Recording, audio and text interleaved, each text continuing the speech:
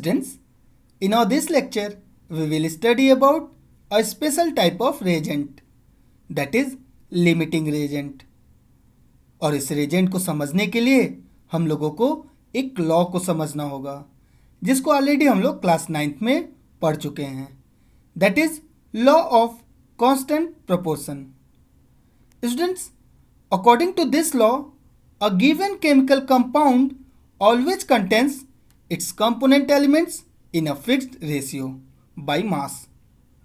Means किसी chemical compound का formation तभी होता है जब उसके कॉन्स्टिट्यूएंट एलिमेंट्स उनके मास के एक फिक्स रेशियो में रिएक्ट करते हैं.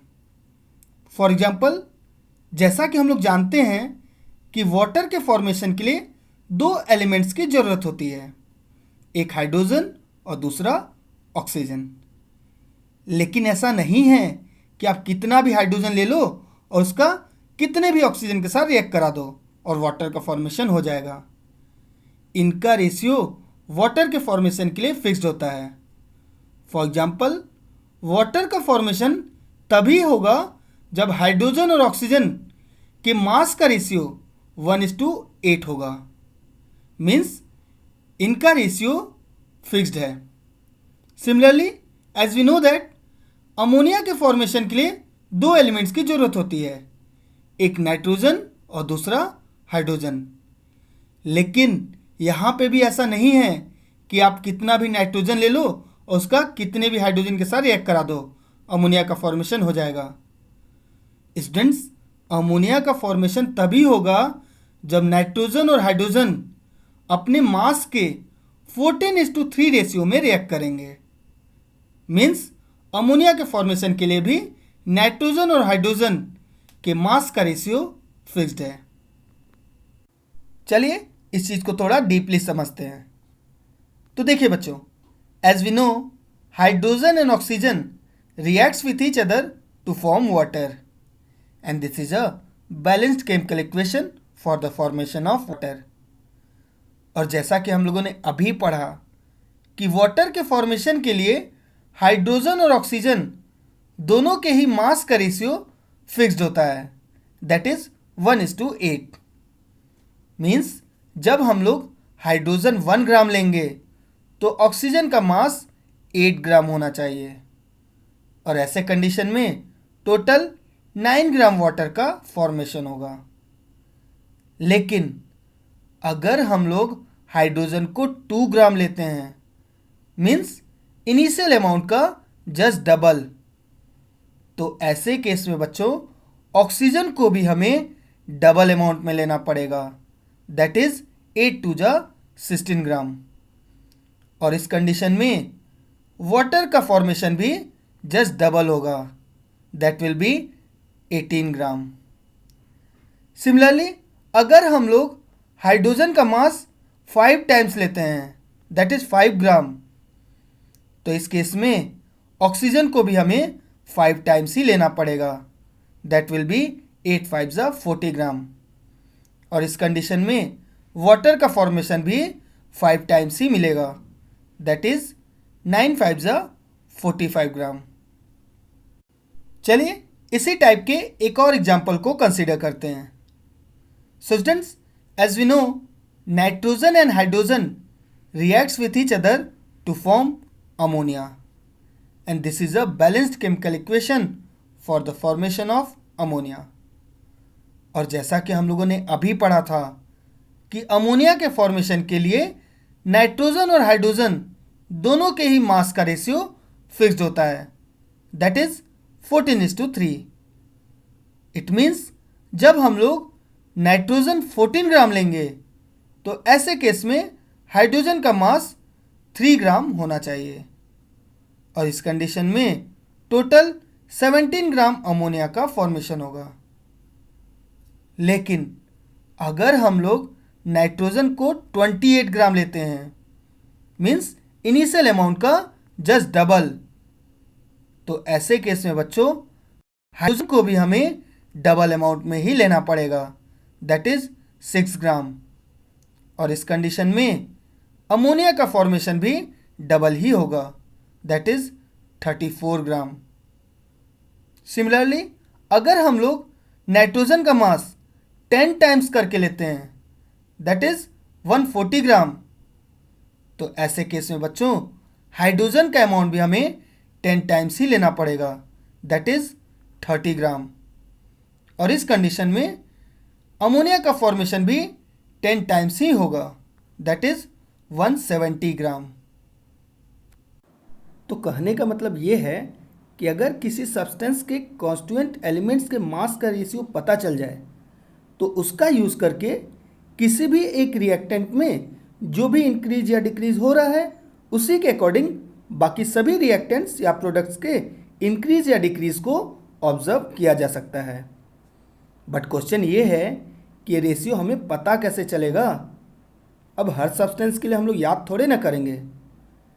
तो देखिए बच्चों, किसी भी केमिकल सब्सटेंस के लिए उनके कॉन्स्टिट्यूएंट एलिमेंट्स के मास का रेशियो क्या होगा ये पता चलता है उसके स्टोइकोमेट्रिक कैलकुलेशन से। तो जैसा हम लोगों ने स्टार्टिंग में ही पढ़ा था कि वाटर के फॉर्मेशन के लिए हाइड्रोजन और ऑक्सीजन के मास का रेशियो 1:8 होना चाहिए। सिमिलरली अमोनिया के फॉर्मेशन के लिए नाइट्रोजन और हाइड्रोजन का रेशियो 14:3 होना चाहिए। तो चलिए चेक करते हैं कि रेशियो हमको मिला कैसे। Starting with formation of water. सबसे पहले इसके लिए हम लोग एक बैलेंस्ड केमिकल इक्वेशन लिख लेंगे, और जब इस बैलेंस्ड केमिकल इक्वेशन में हाइड्रोजन और ऑक्सीजन के मास को चेक करेंगे तो देखिए हाइड्रोजन का मास होता है 1 ग्राम, तो H2 का हो जाएगा 2 ग्राम, और यहाँ पे 2H2 है तो टोटल हो जाएगा 2 × 2 दैट इज 4 ग्राम, और ऑक्सीजन का मिलेगा 2 × 16 दैट इज 32 ग्राम। और जब हम लोग 4 ग्राम और 32 ग्राम को सिंप्लीफाई करेंगे तो देखिए दोनों ही केस में 4 कॉमन हो रहा है, तो जब इसको कॉमन निकाल लेंगे तो हमें मिलेगा 1 और 8। तो इस तरह से बच्चों हमें पता चल गया कि वाटर के फॉर्मेशन के लिए हाइड्रोजन और ऑक्सीजन के मास का रेशियो होना चाहिए 1:8। इसी तरह हम लोग अमोनिया के लिए भी पता लगा सकते हैं। तो इसके लिए भी सबसे पहले हम लोग एक बैलेंस्ड केमिकल इक्वेशन लिखेंगे। हमें मिल जाएगा N2 + 3H2 = 2NH3, और यहाँ पे जब हम लोग N2 का मास चेक करेंगे तो नाइट्रोजन का होता है 14 ग्राम, तो N2 का हो जाएगा 28 ग्राम, और 3H2 का हो जाएगा टोटल मास 6 ग्राम। और जब हम लोग 28 ग्राम और 6 ग्राम को सिंप्लीफाई करेंगे तो दोनों में ही 2 कॉमन हो रहा है, तो जब 2 को हम लोग कॉमन निकाल लेंगे तो हमारा बचेगा 14 और 3। तो इस तरह से बच्चों हमें पता चल गया कि अमोनिया के कॉन्स्टिट्यूएंट एलिमेंट्स का मास का रेशियो होना चाहिए 14:3। Now our next topic is limiting and excess reagents. तो देखिए बच्चों, किसी भी केमिकल रिएक्शन में वो रिएक्टेंट जो सबसे पहले ही कंज्यूम हो जाता है और रिएक्शन को लिमिट कर देता है, तो ऐसे रिएक्टेंट को हम लोग लिमिटिंग रिएजेंट बोलते हैं। और वो रिएक्टेंट जो लार्ज अमाउंट में प्रेजेंट रहता है और रिएक्शन के बाद भी थोड़ा बहुत बचा ही रह जाता है, तो ऐसे रिएक्टेंट को हम लोग एक्सेस रिएजेंट बोलते हैं। तो आइए इनसे रिलेटेड एक दो न्यूमेरिकल्स को सॉल्व करते हैं तो आपको एक्चुअल आइडिया लगेगा। Our numerical is for the formation of water identify the limiting reagent and excess reagent in the following cases. First one is 3 gram of hydrogen and 18 gram of oxygen. Second is 3 gram of hydrogen and 32 gram of oxygen. And third one is 3 gram of hydrogen and 24 gram of oxygen. तो देखिए बच्चों, इस question को solve करने से पहले इसमें involve reaction के स्टोइकोमेट्री को हमें समझना पड़ेगा, और इस केस में वाटर फॉर्मेशन की बात की जा रही है। तो आइए सबसे पहले वाटर फॉर्मेशन के लिए एक बैलेंस्ड केमिकल इक्वेशन को लिख लेते हैं। That will be 2H2 + O2 = 2H2O, और यहाँ पे 2H2 का टोटल मास हो जाएगा 4 ग्राम, O2 का मास हो जाएगा 32 ग्राम, और जो वाटर बन रहा है वो हो जाएगा 36 ग्राम। तीनों ही केस में आप देखेंगे तो 4 कॉमन मिल रहा है, और जब 4 निकाल लेंगे कॉमन तो हमारा बचेगा हाइड्रोजन के लिए 1 ग्राम, ऑक्सीजन के लिए 8 ग्राम और वाटर के लिए 9 ग्राम। इट मीन्स हम लोग बोल सकते हैं कि जब हम लोग 1 ग्राम हाइड्रोजन का रिएक्शन 8 ग्राम ऑक्सीजन से कराएंगे तो 9 ग्राम वाटर का फॉर्मेशन होगा। और अगर हम लोग हाइड्रोजन को 1 ग्राम की जगह 3 ग्राम लेते हैं, मीन्स इनिशियल अमाउंट का 3 टाइम्स, तो ऑक्सीजन भी हमें 3 टाइम्स ही लेना पड़ेगा, मीन्स 24 ग्राम। और ऐसे कंडीशन में वाटर का फॉर्मेशन भी 3 टाइम्स ही होके मिलेगा, मीन्स टोटल 27 ग्राम। तो कहने का मतलब ये है बच्चों कि वाटर के फॉर्मेशन के लिए जब भी आप 3 ग्राम हाइड्रोजन लोगे तो उसके लिए ऑक्सीजन का मास चाहिए 24 ग्राम, ना ही इससे कम ना ही इससे ज़्यादा। और अगर आप 3 ग्राम हाइड्रोजन के लिए ऑक्सीजन 24 ग्राम से कम लेते हो तो ऐसे केस में ऑक्सीजन पहले ही खत्म हो जाएगा, और इस केस में ऑक्सीजन लिमिटिंग रिएजेंट कहलाएगा। और अगर आप 3 ग्राम हाइड्रोजन के लिए ऑक्सीजन 24 ग्राम से ज़्यादा लेते हो तो भी कोई फ़र्क नहीं, 3 ग्राम हाइड्रोजन 24 ग्राम ऑक्सीजन के साथ ही रिएक्ट करेगा, उससे जितना भी ज़्यादा लोगे सब बचा रह जाएगा, एक्सेस हो जाएगा। और इस कंडीशन में ऑक्सीजन को हम लोग एक्सेस रिएजेंट बोलेंगे। इन शॉर्ट बोलूँ तो वाटर फॉर्मेशन के केस में 3 ग्राम हाइड्रोजन के लिए ऑक्सीजन की ज़रूरत होती है 24 ग्राम, और अगर आप ऑक्सीजन 24 ग्राम से ज़्यादा लेते हो तो ये एक्सेस रिएजेंट कहलाएगा, और 24 ग्राम से कम लेते हो तो लिमिटिंग रिएजेंट। तो चलिए अब क्वेश्चंस को सॉल्व करना स्टार्ट करते हैं। और first case is 3 gram of hydrogen and 18 gram of oxygen. और जैसा हम लोगों ने अभी देखा कि रेशियो के अकॉर्डिंग 3 ग्राम हाइड्रोजन के साथ 24 ग्राम ऑक्सीजन की ज़रूरत होती है, लेकिन क्वेश्चन में 3 ग्राम हाइड्रोजन के साथ 18 ग्राम ऑक्सीजन दिया हुआ है, मीन्स रिक्वायर्ड अमाउंट से ऑक्सीजन का अमाउंट कम है। तो इस केस में ऑक्सीजन लिमिटिंग रिएजेंट कहलाएगा और hydrogen access reagent. Second case is 3 gram of hydrogen and 32 gram of oxygen. और इसको जब हम लोग रेशियो के वैल्यू से कंपेयर करेंगे तो ऑक्सीजन का अमाउंट रिक्वायर्ड अमाउंट से ज़्यादा है, तो ऐसे केस में ऑक्सीजन एक्सेस रिएजेंट कहलाएगा और हाइड्रोजन लिमिटिंग रिएजेंट हो जाएगा। और third case is 3 gram of hydrogen and 24 gram of oxygen. और इस केस में जो हाइड्रोजन और ऑक्सीजन का जो वैल्यू दिया है वो रेशियो के वैल्यू के इक्वल है, तो बच्चों इस केस में ना ही कोई लिमिटिंग रिएजेंट होगा और ना ही कोई access reagent. Now molecular formula and empirical formula. तो देखिए बच्चों, किसी मॉलिक्यूल के अंदर एक्चुअल में कितने number of different types of atoms present होते हैं, यही रिप्रेजेंट करता है उसका मॉलिक्यूलर फार्मूला। और अगर हम इन सभी का सिंपल होल नंबर रेशियो निकाल लें तो वही कहलाएगा इसका एम्पिरिकल फार्मूला। मीन्स अगर हमें किसी मॉलिक्यूल का मॉलिक्यूलर फार्मूला पता हो तो हम लोग बहुत ही आसानी से उसके एम्पिरिकल फार्मूला का पता लगा सकते हैं। So we can define them as molecular formula represents actual number of different types of atoms present in a molecule, whereas empirical formula represents the simple whole number ratio of different types of atoms present in a molecule। चलिए इन दोनों ही terms को कुछ examples के through भी समझ लेते हैं। तो देखिए, हाइड्रोजन पेरोक्साइड का मॉलिक्यूलर फार्मूला होता है H2O2। इट मीन्स इसके एक मॉलिक्यूल के अंदर 2 हाइड्रोजन एटम और 2 ऑक्सीजन एटम प्रेजेंट होता है। और अगर आप ध्यान दें तो H2O2 में 2 कॉमन मिल रहा है, तो अगर 2 को हम लोग बाहर निकाल लें तो हमें मिलेगा HO, and this will be the empirical formula of hydrogen peroxide. Similarly molecular formula of acetic acid is CH3COOH। अगर अरेंज करके लिखें तो हो जाएगा C2H4O2। और यहाँ पे अगर आप ध्यान दें तो 242 इसमें से 2 कॉमन मिल रहा है, तो अगर हम लोग 2 को बाहर निकाल लें तो हमारा रिजल्टेंट सिंप्लीफाइड फार्मूला बचेगा CH2O, and this will be the empirical formula of acetic acid. Similarly as we know that water का मॉलिक्यूलर फार्मूला होता है H2O। इट मीन्स इसके एक मॉलिक्यूल के अंदर 2 हाइड्रोजन एटम और 1 ऑक्सीजन एटम प्रेजेंट होता है।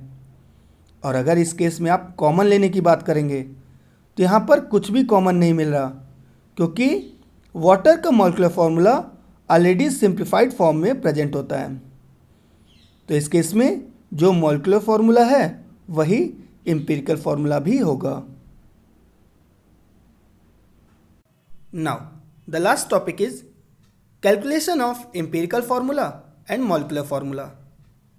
इस टाइप के क्वेश्चन बच्चों हम लोग को किसी कंपाउंड के अंदर के सारे ही एलिमेंट्स का मास परसेंटेज और साथ में उस कंपाउंड का मोलर मास, ये दोनों डाटा प्रोवाइड कर दिया जाता है, और इनका यूज़ करके हम लोग को उस कंपाउंड का एम्पिरिकल फार्मूला और मॉलिक्यूलर फार्मूला इन दोनों का पता लगाना रहता है।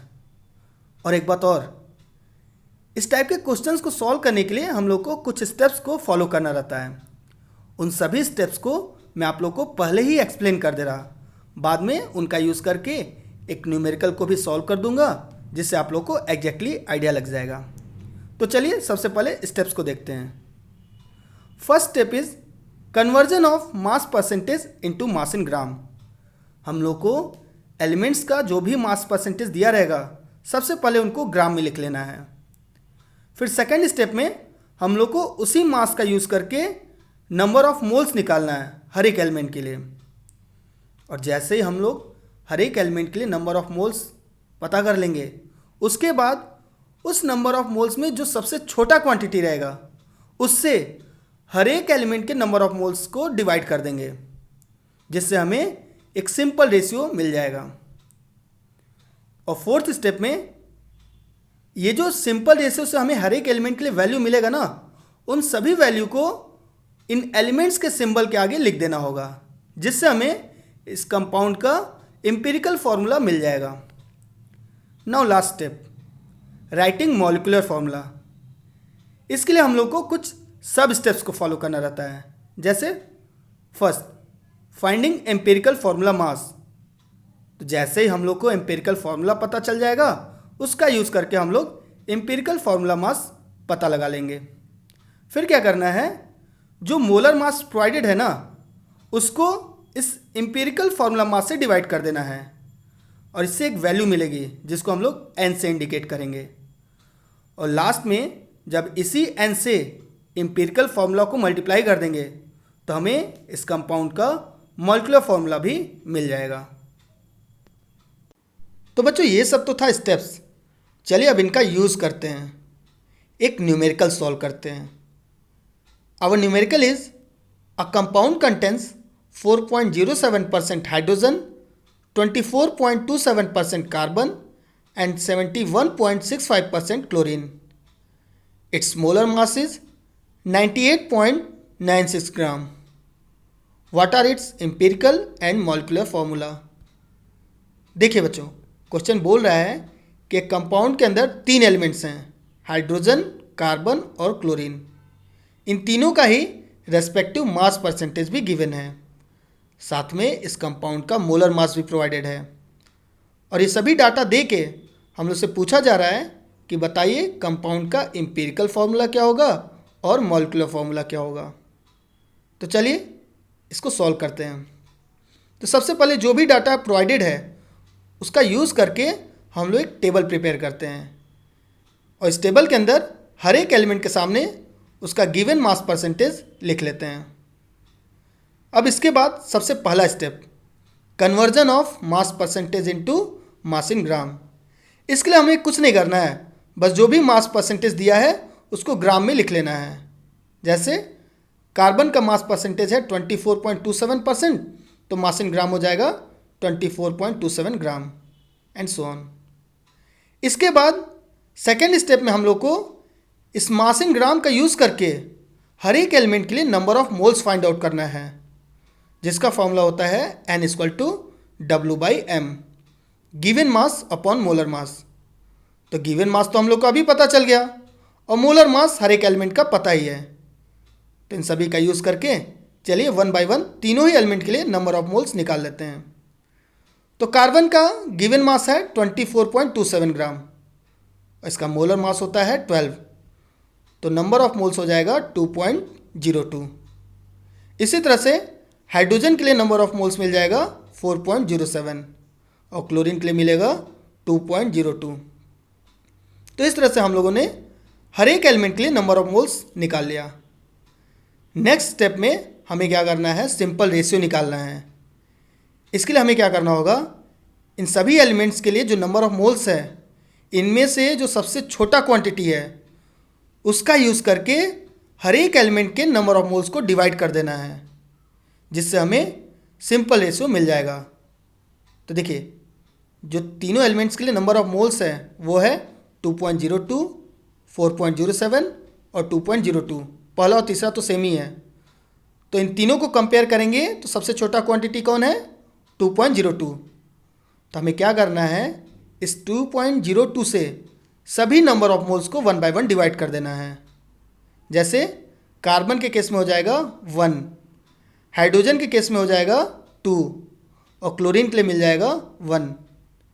तो इस तरह से बच्चों हम लोग को हर एक एलिमेंट के लिए सिंपल रेशियो पता चल गया। और जैसा मैं आप लोग को अभी एक्सप्लेन किया कि हर एक एलिमेंट के सिंबल के सामने अगर हम लोग सिंपल रेशियो वाले वैल्यू को मेंशन कर दें तो हम लोग को इस कंपाउंड का एम्पिरिकल फॉर्मूला पता चल जाएगा, जो कि होगा C1H2Cl1। 1 को तो हम लोग लिखते नहीं हैं, इसलिए हमारा एम्पिरिकल फॉर्मूला हो जाएगा CH2Cl। और जैसे हम लोग को एम्पिरिकल फॉर्मूला का पता चल गया, इसका यूज़ करके हम लोग एम्पिरिकल फॉर्मूला मास निकाल सकते हैं। सो हमारा एम्पिरिकल फॉर्मूला मास हो जाएगा 1 × C + 2 × H + 1 × Cl। अब जैसे हम लोग कार्बन, हाइड्रोजन और क्लोरीन के मोलर मास का वैल्यू पुट करेंगे और ऐड करने के बाद हमें इस कंपाउंड का एम्पिरिकल फॉर्मूला मास पता चल जाएगा, that will be 49.5 gram. Compound का मोलर मास गिवन है, दैट इज 98.96 ग्राम। तो नेक्स्ट स्टेप हमें क्या करना है, एन की वैल्यू निकालना है, जो कि होता है molar mass upon empirical formula mass. तो इन दोनों की वैल्यू पुट करें तो हमें एन की वैल्यू मिल जाएगा 2। और लास्ट स्टेप के लिए जैसे ही हम इस एन की वैल्यू से एम्पिरिकल फॉर्मूला में मल्टीप्लाई करेंगे तो हमें इस कंपाउंड का मॉलिक्यूलर फॉर्मूला पता चल जाएगा। तो एन की वैल्यू है 2 और एम्पिरिकल फॉर्मूला है CH2Cl। तो जैसे इन दोनों को मल्टीप्लाई करेंगे तो हमें इस कंपाउंड का मॉलिक्यूलर फॉर्मूला मिल जाएगा, दैट विल बी C2H4Cl2।